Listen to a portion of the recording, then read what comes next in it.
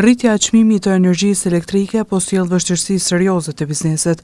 Artangola thotë se ky vendim është një goditje direkte për punën e tyre të përditshme, pasi të gjitha pajisjet funksionojnë me energji elektrike, nga makinat larëse, tharëset e jo vetëm.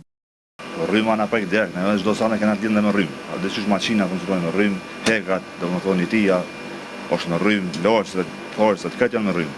E na direkt preken për shtajtimin e rrymë. Sa është e mirësor në kjo projekt? Sa është më sot në do na preken der. Edhe neve këtë biznes janë prek, domethënë edhe puna ato vortet që i marr, ai prodhuesi domethënë në rrymë.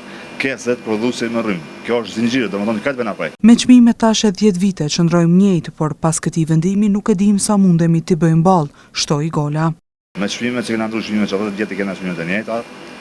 Domethënë tash se di sa mundemi të ndrojmë ashtu. Sa mundemi bë ballë se shtatimi. Zgjidhja u kon me sona shtatu rrymën. Ma mirë, çose po ose që shteti mund të gjetë zgjidhje. Për bizneset sidomos, që na prek ide. Rritja e çmimit të energjisë për bizneset nuk është thjesht një shpenzim më shumë, është një rrezik real për vazhdimsinë e aktivitetit të tyre, qëndrueshmërinë biznesore, por edhe për sigurinë e vendeve të punës që ata ofrojnë.